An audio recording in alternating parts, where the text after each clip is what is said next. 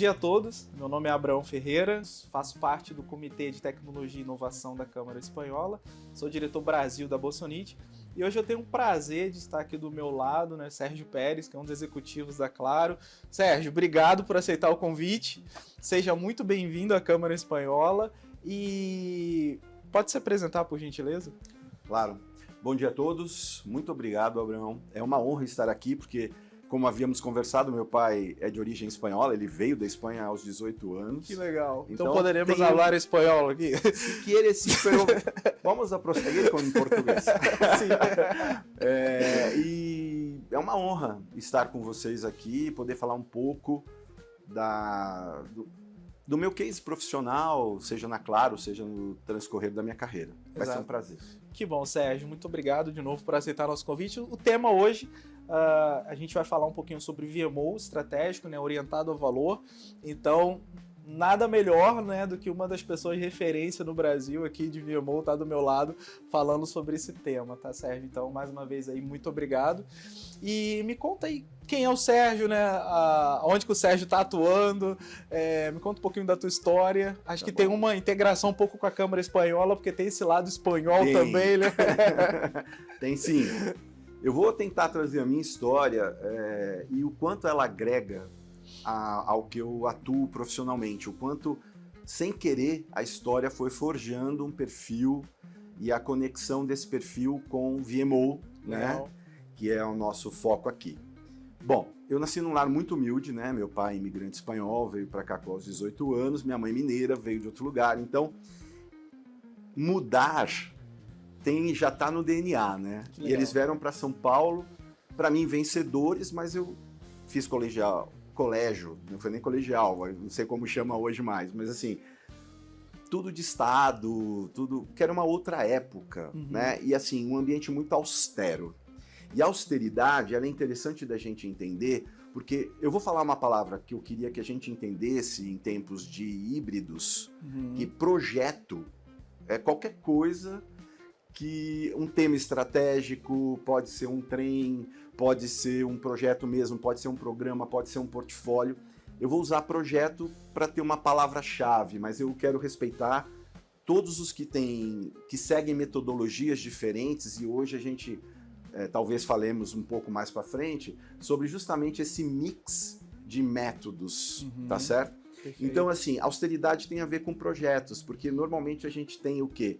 Um orçamento limitado, como na casa da gente, né? Nós vamos ter que escolher um assunto, faz inglês, faz espanhol, o que vai trazer mais retorno para a família ou prazer. O retorno também não necessariamente pode ser financeiro, pode ser um prazer, né? E aí a gente pode fazer um paralelo com a experiência do cliente. Então, e eu tive que trabalhar muito cedo, desde muito cedo, muito esforço. Cheguei a ter na minha vida 3 empregos, de manhã, de noite, aos finais de semana. Uau. Eu brinco que isso me trouxe multidisciplinaridade, né? E projeto é isso, às vezes você está cuidando de 10 projetos ao mesmo tempo, cada um com suas características, e você vai ter que se doar de uma maneira diferente e equacionar tempo, prazo, custo, essas coisas todas.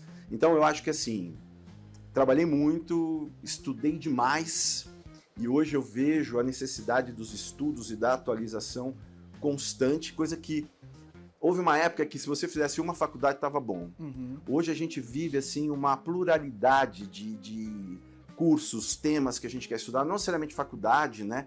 Hoje existe muita gente autodidata. Hoje tem uma expressão que eu gosto, que é skilling, né? Que é você, dentro da agilidade, pensar sua carreira de maneira ágil e se atualizar constantemente. Isso, essa infância mais humilde e uma juventude mais focada em trabalhar e estudar, porque eu tenho uma crença que o estudo trouxe a prosperidade para a minha vida. A consciência, o estudo, isso nos liberta. Então eu nunca parei de estudar, hoje eu estudo, continuo estudando, eu me sinto um aprendiz mesmo. Legal, então estou muito feliz com isso. É bom porque isso acaba inspirando, né, as pessoas que estão assistindo, né, a gente aí nas redes sociais, acaba inspirando aonde a pessoa consegue chegar, né, através do estudo, porque é a base, né, aqui que acaba através do estudo gerando ali o alicerce para você criar outras coisas em cima, né? Exatamente. Depois. O pessoal da minha equipe, porque esse case não é do Sérgio, né? Esse case é de um time de trabalho.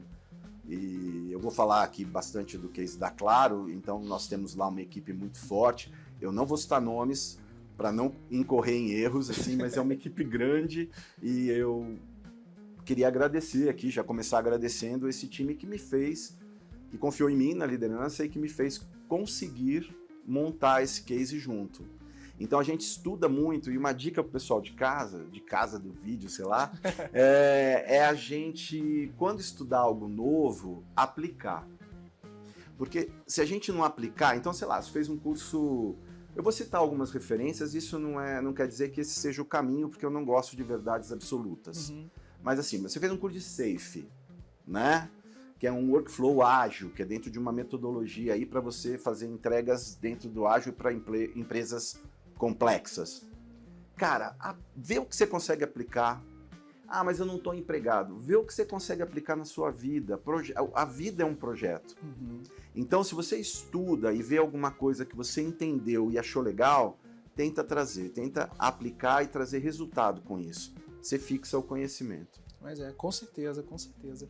E hoje, Sérgio, você comentou um pouquinho, né? Você está na Claro, já tem alguns verões, né? Sim, acredito que... Alguns. Tem quanto tempo que hoje você está na Claro? Olha, o ano que vem eu faço 15 anos de Claro. Que legal, que bacana. Então já tem tempo, já dá para entender mais a cultura. Apesar que a cultura é viva, né? Sim. Ela vai se transformando, então você tem que estar sempre atento. E é uma empresa muito interessante, cheia de desafios, porque ela é a soma de muitas empresas. Uhum. Então, cada empresa que chega, ela traz sua cultura, ela mixa com as culturas existentes e a gente esbarra com muitas pessoas e diferentes tecnologias. Uhum. Isso para a VMO é fascinante. É difícil, mas fascinante. Mas com certeza. E Sérgio, conta pra gente como que é ser líder de uma empresa aí, uma das maiores empresas de telecomunicações que a gente tem aqui no Brasil, né, uma das maiores do mundo. Como é que é liderar um time tão estratégico dentro da Claro, né? Como é que é os desafios aí? Você comentou que vai trazer um case pra gente daqui a pouquinho. Como é que é isso para você, assim, esse sentimento de satisfação? Olha, eu vou tentar explicar de uma forma que eu espero que todos consigam entender. Assim, liderar é complexo. Ser chefe, eu sei que tem essa brincadeira de líder e chefe e eu acredito um pouco nela. Ser chefe não é tão difícil, não que seja fácil, mas não é tão difícil quanto liderar. Porque se você vai liderar, você lidera se você tem um sonho, se você tem uma visão para onde ir. E você tem, né, que buscar vender essa visão. Porque as pessoas estão ali, e eu tento ter um time, que eu brinco assim, todo mundo aqui tem emprego, mas vamos ter um case? Porque o case fomenta você a estudar, fomenta você a querer aprimorar o seu perfil, né, a sua carreira. Então, minha provocação para a minha equipe sempre tenha um case além do emprego. O emprego é óbvio, ele é importante para a sustentação da sua família, da sua vida. Mas o que você quer? Né? Onde você quer estar daqui a 3, 6, 9 meses, um ano? Né? Então, e eu faço isso, tá? Eu tenho esse planejamento de vida dessa forma. Então, a primeira coisa é ter uma visão. Né? Então, para liderar. E a Claro é uma empresa gigante. No meu coração, ela é número 1. Aí vai vir a concorrência falar que não, mas para mim ela é número 1. Depende do indicador que você vai olhar, né? Ela pode ser... Aí estamos falando de números, eu estou falando de empresa. Eu sou apaixonado pela Claro e eu tenho um orgulho enorme de estar lá. Eu convivo com executivos que são especialistas nos assuntos de suas cadeiras. Então, não dá para discutir com eles de qualquer jeito. Eles vão discutir tanto tecnicamente com você, como grandes líderes que eles são. E aí é fascinante que você tem aulas em reuniões. Algumas reuniões eu saio com... Tem um grande parceiro do meu trabalho, que é o Thomas Daut. Ele é meu gerente lá no VMO. Um parceiraço, um super profissional. E eu saio às vezes de reuniões com ele e a gente fala assim, isso foi uma aula, né? Não foi uma reunião, né? Esse VP nos ensinou tal coisa. Então, é uma empresa que lida desde satélite até cabo, passar, caixinha, móvel fixo, serviços digitais. Então, quando a gente fala de organizar um projeto, a gente tem que organizá-lo pensando todas essas tecnologias. E hoje a gente vive um mundo digital. Hoje a pauta cybersecurity ela é muito relevante, pois você não pode expor a empresa a ataques. Mas, ao mesmo tempo, você tem que pensar na experiência do cliente. Porque se eu deixar a coisa muito travada, muito engessada, que nem quem não teve um problema com biometria, que não ficou irritado, porque não foi fácil. E se a gente pensar nas diferentes cidades, né? Então, tem diferentes necessidades de trabalhar isso. Então, quando a gente pensa um projeto, a gente tem que pensar ele end-to-end. Não é um projeto só da TI, me perdoe TI, eu sou oriundo da TI. Então, assim, não é só no sentido depreciativo, é só no sentido de completude. A gente precisa pensar um projeto, ele end-to-end, com engenharia, porque a gente tem satélite e tudo mais, como eu falei, então tem engenharia, tem segurança, tem dados. Cada vez mais nós somos data-driven.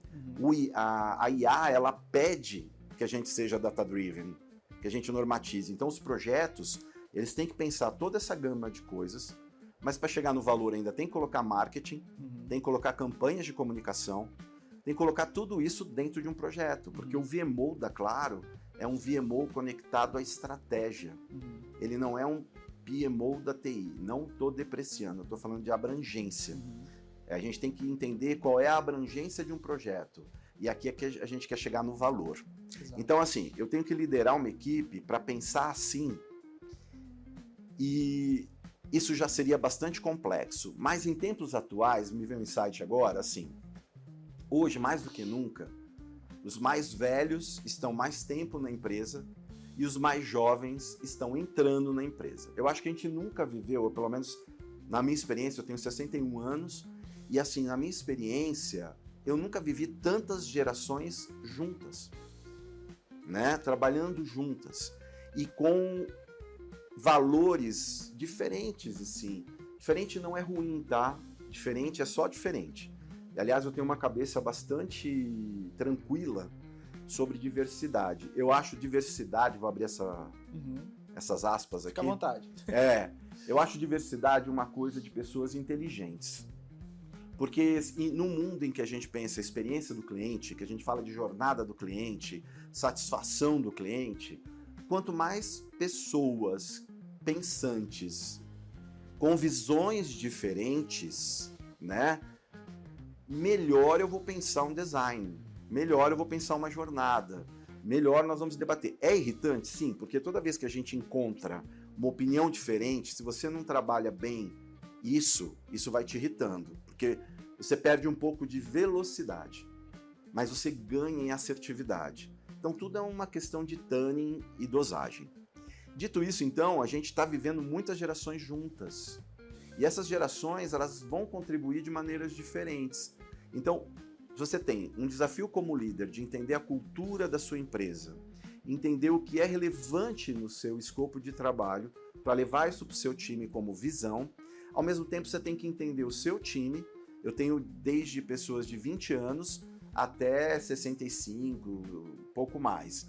E aí, a gente vai ter que lidar com essas diferenças todas e harmonizar. Aonde o líder harmoniza na minha cabeça, né? Que hoje eu chamo de líder consciente. Ele harmoniza na missão. Então, você não pode liderar apenas por carisma ou para onde você acha que tem que ir. Você tem que entender o que a sua empresa pensou em termos de estratégia, compartilhar isso com o seu time e levar aos resultados que a empresa espera. Não é fácil, Abrão. Não é. Mas ok, é um super desafio interessante. Não, cara, que bom. E como você falou, né? Que aula, né? Então quem tá em casa aí acabou de assistir uma aula agora sobre liderança que realmente, acho que o que você comentou, porque hoje existem muitas gerações que elas têm que conviver junto ali no trabalho e cada geração foi criada de uma forma, né? Foi educada de uma forma, né? Então tem as suas crenças de uma forma.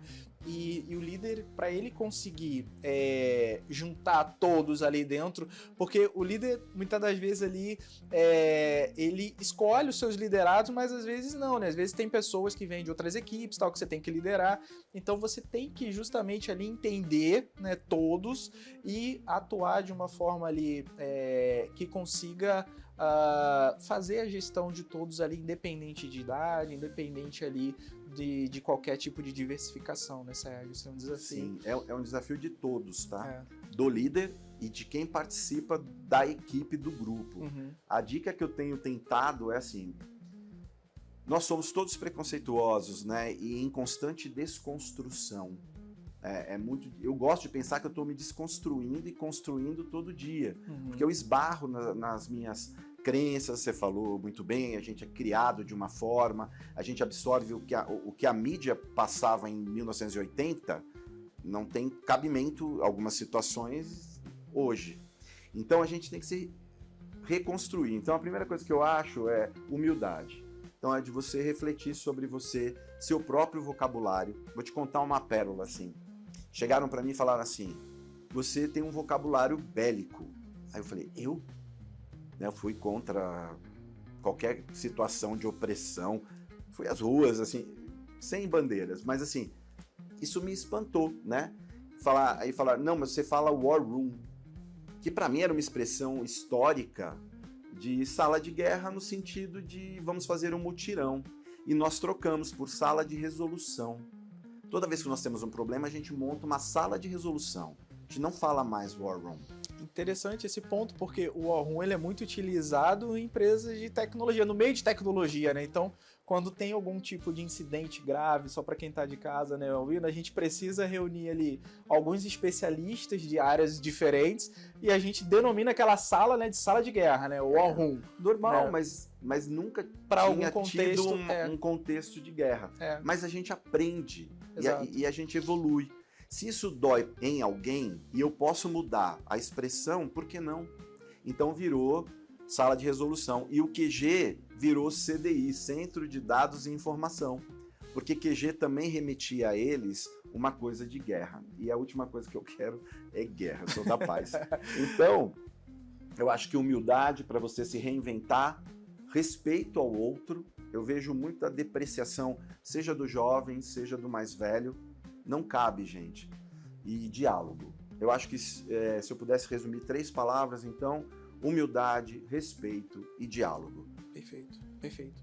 Acho que essa parte também de você desconstruir, né, para as empresas é muito interessante, né? Porque tem empresas que falam a síndrome de Gabriela, né? Eu nasci assim, eu cresci assim, eu vou morrer assim e vou chamar de War Room a vida inteira porque eu fui ensinado assim. Mas é muito interessante isso, porque acaba quando você se coloca no lugar do outro, né? Que você tem essa empatia, você começa a olhar para a cultura da empresa e a verificar o que faz sentido para agora, né? Então, faz sentido manter esse nome para agora? Talvez não, talvez você alterando o nome para focado mais em resolução, né, que é muito que o VMO que a gente vai tratar aqui, que é o valor, faz muito sentido. Obrigado, Sérgio. Imagina. É sensacional. Você começou a falar aí de projetos, né, e a gente agora começa a migrar um pouquinho, né, para a nossa área de projetos, de portfólio, de PMO, de VMO.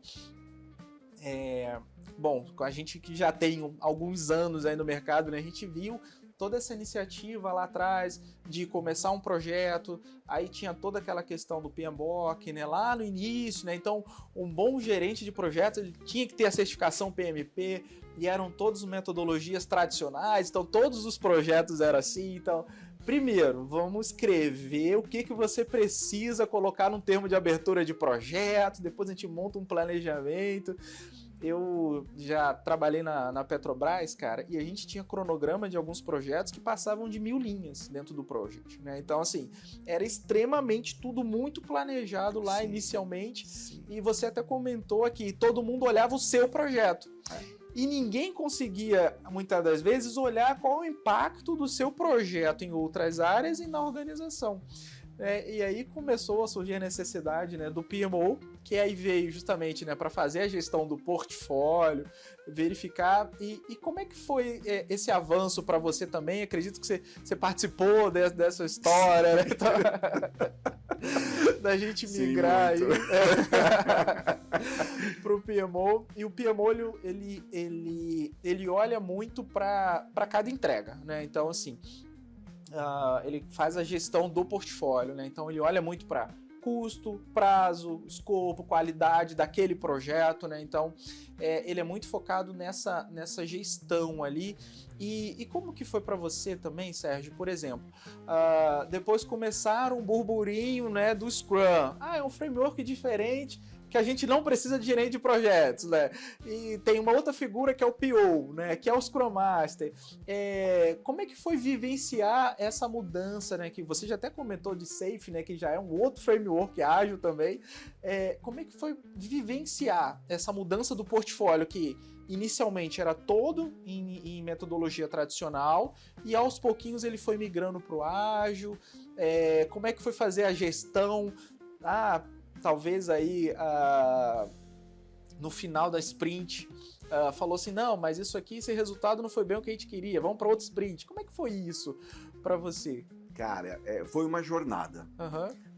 Eu participei de tudo isso.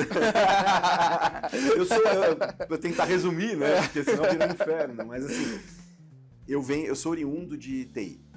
Então, imagina assim, desde estagiário, em cartão perfurado e grandes computadores, grande porte, até rede de micros e tudo mais, vim vindo. Com desenvolvimento de software e tudo mais, e chegou um momento eu virei gestor de projetos. Quando eu virei gestor de projetos, eu fui atrás de literaturas e etc. O que tinha de mais quente era o PMI, né? O PMI do seu PMBOK, como você cita. E ele foi uma grande referência para mim, ainda tá? Já chego nisso, assim, porque eu não descarto nenhuma metodologia. Eu sou muito do contexto e já chego em valor com isso, tá? Então, ele me ajudou demais. Eu passei pelo bug do milênio. Eu não sei se alguém sabe o que é isso, mas de 99 para 2000, o mundo tinha uma apreensão muito grande sobre 2 dígitos. Pesquisem, tá? Mas era uma época muito tensa. Então, desde aquela época, eu já estudo PMBOK e organizei vários projetos grandes para grandes empresas do Brasil. Eu trabalhava numa consultoria. Então, passei por grandes empresas e foi um momento muito tenso. Não existiu ano novo para mim aquele ano. Estávamos todos de plantão, etc. Então, eu acredito nesses métodos. Então vamos começar assim, com o PMBOK e PMI. E eles evoluíram muito, né? O PMI hoje comprou várias empresas, até do Américo Pinto, que é uma grande referência para mim Ele tinha um Value Ring, ele, quando trouxe essa ideia para o Brasil, ele me convidou para ser monitor da primeira turma dele. Hoje ele está lá com o PMI, maravilhoso, ele é muito inteligente e uma referência para mim. Então, essa metodologia serve quando é preditivo, quando eu tenho um contexto conhecido, quando eu posso fechar um escopo, aí eu fecho um B-plan. Então, quando eu tenho uma situação controlada, eu acho sensacional usar o PMBOK clássico que a gente estava citando. Só que o mundo foi mudando e as empresas, quando a gente fala de Scrum Scala, tal, a gente está falando de métodos ágeis, Kanban, que eu gosto muito também. E o Kanban e os métodos ágeis não é rápido, gente. É que é muito bom o marketing dessa palavra ágil, né? É lógico que você espera resultados rápidos, mas o que ele propõe de verdade é flexibilidade, porque às vezes um projeto preditivo leva muito tempo e quando você implementa, se você não fizer a estruturação de uma maneira inteligente, mas o próprio PMI coloca que você pode fazer planejamento por ondas sucessivas, então você pode fazer sim planejamento no preditivo mais inteligente, mas o ágil já traz isso na sua natureza, ele fixa o tempo e vai encaixando o que é o backlog, que poderia se fazer um paralelismo com o escopo, né? Isso por quê? Porque o mercado muda, porque as coisas mudam, porque eu não tenho certeza de tudo, não dá para eu planejar tudo, reserva uma parte financeira. Então, assim, a agilidade, eu acho que ela... Primeiro eu estudei bastante agilidade, respeito a agilidade profundamente. Eu acho que algumas pessoas distorcem um pouquinho do que é a agilidade, mas ela é muito importante. Ela trouxe uma ruptura mental, né? E os dois juntos são sensacionais, tá? E eu ainda, na Claro, vou introduzir, a gente veio com o preditivo na Claro até 2016. Em 2016, a gente fez uma imersão como VMO, na época era EPMO, Enterprise, né? No Ágil. Depois, em 2019, a gente fez um mergulho no método Amazon, Working Backwards, e que é muito mais voltado para orientação a produto, né? E eu achei muito interessante lá pelos idos de 21, o presidente da época, que é o senhor José Félix, aliás, meu abraço, ele é um homem extremamente inteligente, sou muito grato por tudo que ele fez por mim e me orientou. Hoje, meu chefe atual era o meu chefe nessa época, é o Rodrigo Marques, que na época era vice-presidente de estratégia, e hoje é o presidente da Claro, é o CEO da Claro, então muito obrigado ao Rodrigo Marques também. Feito isso, pessoal, na época a gente fez esse mergulho, e aí o Félix virou, olha, nós somos Claro, nós não somos isso, aquilo, então vamos trabalhar de forma híbrida. Então como é que eu pego todas essas metodologias e harmonizo com as necessidades da empresa, com as necessidades da estratégia? Uma das formas, e a que a gente mais usa, é entender o contexto. Então assim, o que nós vamos fazer é conhecido ou é mais instável? Existem gráficos disso, eu estou lá no LinkedIn, se alguém que depois quiser trocar comigo à vontade. Qual é o @ do LinkedIn para quem está assistindo? Sérgio Pérez, pessoal, tá bom? Mas obrigado por me lembrar. É Sérgio Pérez, não é o corredor de Fórmula 1 do México. E lá eu escrevo, troco ideias e sempre respondo todo mundo, não sei se rapidamente, mas essas perguntas eu sempre respondo. E aí a gente troca lá. Mas tem gráficos em que você consegue definir aonde é mais interessante você aplicar métodos preditivos ou métodos ágeis. Mas entenda, se o cliente ele é mais volátil, se a tecnologia é volátil, a gente tende à agilidade. Se é mais claro, definido, etc., eu vou para o preditivo. Aí eu posso ser Sigma, posso ser PMI, Prince2, aí vai do que a gente quer atuar. Então não tem certo e errado, tem contexto, isso é a minha opinião, e todos os métodos são legítimos. Tem o FEL, que é um método extremamente importante para ferrovias, construção de navios. É muito interessante que bom, como eu estou velho, eu posso dizer que eu não acredito em verdades absolutas. Eu acredito em contexto e o melhor para aquele momento. Não, que bacana. Perfeito, Sérgio. Obrigado aí pela explicação. Como você comentou, né? A gente saiu de um ponto, né? Onde era muito conhecido, né? Como os métodos, né, preditivos lá, com o PMBOK, né?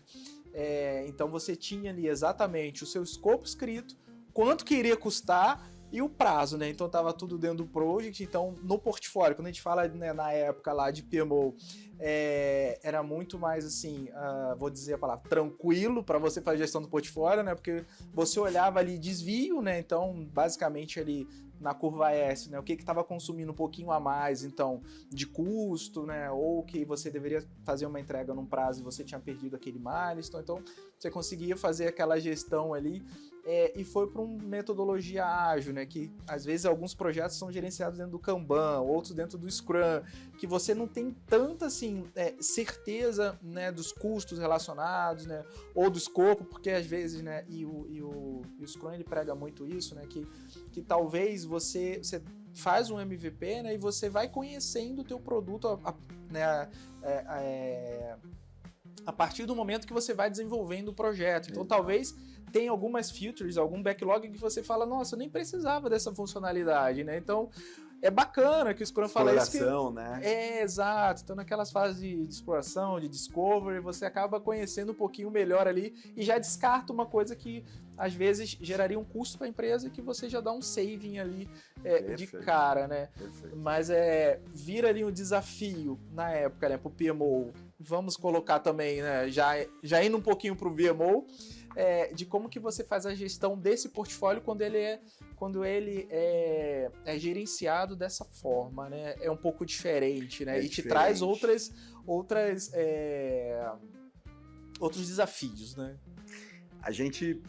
Bom, vamos falar de gestão de portfólio, então. Vamos embora. E para isso, a gente se inspira. Eu falo se inspira porque a gente não... Houve um tempo que a gente quis certificar, claro, em metodologias, mas hoje a gente bebe delas, mas não necessariamente a gente quer que a empresa seja certificada. Respeito todas as empresas que buscam esse caminho, eu acho também é válido, mas a gente falou, bom, somos híbridos, porque a Claro, ela se entende, ela brinca que ela é DEX, que é ambidestra. Então, assim, é uma empresa ambidestra, é um conceito recente, corporativo, onde a empresa se vê em algumas situações mais tradicional, né, na sua gestão, e em outros momentos, principalmente com a jornada digital, esse mundo digital, ela mais hub, né, mais digital mesmo. Então isso faz com que a pegada do gestor seja diferente. A diretiva da liderança muda. Se você está conduzindo um produto digital de exploração, inovação, disruptura, etc., ou um produto mais conhecido, mais de localizar oportunidades. Então, isso muda. Então, pensando nas metodologias todas juntas, né, e pensando em gestão de portfólio, eu gosto de pensar assim. O portfólio, eu gosto de ter um olhar para baixo e um olhar para cima. Não é depreciativo, os dois olhares são importantes e convergentes. Quando eu penso assim, vou olhar o portfólio para baixo e pensando VMO, eu gosto de falar roadmaps. Porque eu gosto de montar uma visão do roadmap daquele portfólio. Nós temos cerca de 25 temas estratégicos perenes na Claro. Para mim, cada um deles é um roadmap de valor. É um portfólio onde eu analiso mês a mês, fechando o quarter, as entregas de valor daquele período para aquele assunto. Então eu construo esses roadmaps. Ao fazer isso, eu preciso checar se a release que vai subir, e aí vamos entender release, essa release ela pode ser composta por um projeto clássico que está entregando um pacote, pode ser uma release mesmo de um grupo de Scrum, pode ser um Kanban que está entregando alguma coisa. Então o meu gestor, os gestores de portfólio que trabalham comigo, eles criam esses roadmaps e as fontes de alimentação dos pacotes de valor. Porque o executivo da Claro, ele não está interessado em olhar o cronograma, ele está interessado em entender quando é que aquilo sobe e quando aquilo gera valor para o cliente.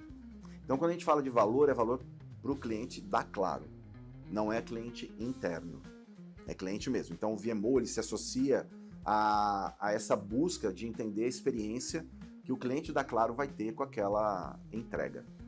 Então, esse olhar eu vou ver se cabe na release, se vai atrasar, quais são os riscos. É meio normal a gente discutir ali o que está acontecendo com cada um desses assuntos. Esses 25 assuntos, mais ou menos, eles se desdobram em mais de 300 projetos. Tá? E a gente tem aí um orçamento de bilhões por ano. Então, assim, é bastante responsabilidade. Esse é o olhar para baixo, mas o olhar para cima qual que é? É mexer nos ponteiros de valor. Então, nós trabalhamos tanto com KPIs quanto com OKRs. Depende... a Claro, ela tem uma cultura de... Eu já tinha cultura de KPI, tá? Mas com a agilidade, com o digital, né? A gente implementou para alguns roadmaps OKRs também. Eu sou fascinado por OKRs. Minha referência é o livro do Doerr, Avalie o que Importa. É um livro denso, mas depois que você acaba de ler, como alguns livros, você fala que bom que eu li. Então, para quem gosta de ler, o Doerr tá aí, né? Então, para você ver qual o valor que aquelas entregas. Então, o que eu consigo fazer? Pegar os roadmaps de valor e associar ao dashboard. Então, assim, esse quarter, o que eu estou entregando nesse quarter? E o quanto ele mexe com qual ponteiro? Eu vou mexer com receita, eu vou mexer com churn, eu vou mexer com EBITDA, eu vou mexer com a experiência do cliente. Então, eu acho que a gestão de portfólio ela ficou mais sofisticada. Porque quando eu comecei, era muito mais de eficiência. Se eu estou cumprindo prazos, que tem que fazer ainda. Mas assim, né, não estou liberado. Mas assim, tem que conectar. Se eu quero me chamar de VMO, eu tenho que conectar com os indicadores da estratégia. Perfeito, Sérgio. E você já até começou a linkar o nosso próximo ponto, né? Que é quando eu saio do PMO, né? Que eu olho fico olhando ali indicadores, né? E aí eu já olho para o VMO, né? Faço essa transição para o VMO, que é muito mais focado em valor, onde você tem o BSC da empresa e você começa a conectar, né? O que você está entregando? Está gerando valor para a empresa, né? Qual a estratégia da empresa ali em 1 ano, 3 anos, 5 anos ou 10 anos, depende de cada empresa, de cada BSC. E o VMO, ele conecta, né, a estratégia da empresa. Então, assim, não basta apenas entregar no prazo, né, no custo.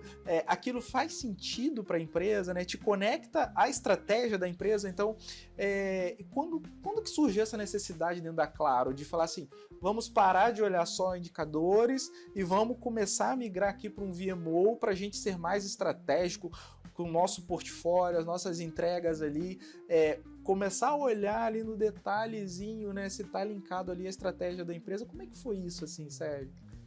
Também foi uma jornada, né? Quando eu entrei na Claro, eu entrei via oriundo NET, com o desafio de pegar um PMO que estava em TI e converter esse PMO para IPMO. Já existia uma cultura ali, tá? Então quero agradecer ao Rodrigo Duclos, que hoje é o CDO da Claro, né? Ele está fazendo um lindo trabalho digital com os Product Owners ali, tá tudo certo. Mas ele foi o cara que abriu a porta para mim junto com o Rodrigo Marques para eu trabalhar esse desafio inicial na NET. Então, a gente sai de um PMO local, zero culpa, super legal, que já tendia a ser estratégico ou enterprise corporativo. Então, o primeiro grande passo foi converter para IPMO, né? Que a gente fez essa primeira conversão porque a empresa já tinha cultura de indicadores e já se queria discutir o projeto além da TI. Um projeto que olhasse tudo, que englobasse tudo, afetando o cliente. Isso leva tempo. A cultura não é algo que... A cultura não tem a velocidade da tecnologia.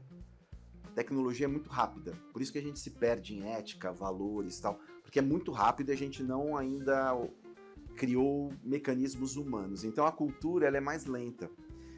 Quando ocorreu a fusão NET, Claro e Embratel, que aí a gente virou Claro, né? Sob o guarda-chuva da Claro, aí eles curtiram esse modelo de IPMO e a gente foi ser o IPMO da Claro, né? E hoje a gente atua nos 3 segmentos, com muito orgulho, e a gente busca linkar com os indicadores. Esse ano de 2025, a gente, como o Rodrigo Marques, que é o meu chefe atual, que é CEO, mas ele era VP de estratégia, ele era o meu CSO, né? Eu já tinha a pegada de estratégia porque ele sempre falou para mim, Sérgio, metodologia é com você. Eu quero resultados. A gente não fala valor assim, comprar sigla, né? E com a entrada de CX, voz do cliente, e cada vez mais a gente entendendo que um projeto é algo que traz mudança. Então, né, a equipe do VMO não pode resistir à mudança. Quando eu vejo minha equipe resistindo à mudança, eu falo, olha a nossa missão, olha os nossos mandamentos. A gente não pode resistir à mudança, a gente pode questioná-la, a gente pode diagnosticá-la, mas não pode resistir. E é difícil, porque o ser humano resiste até quando a mudança é boa. Vai na cartilha que tá escrito lá. Tá lá, a gente fechou isso juntos. E aí, é muito interessante quando esse ano a gente fala assim, poxa, mas porque o que a gente entende que é um VMO? A gente pode ser mais complexo para outros, mas assim, eu já acho bastante complexo do jeito que a nossa equipe desenhou.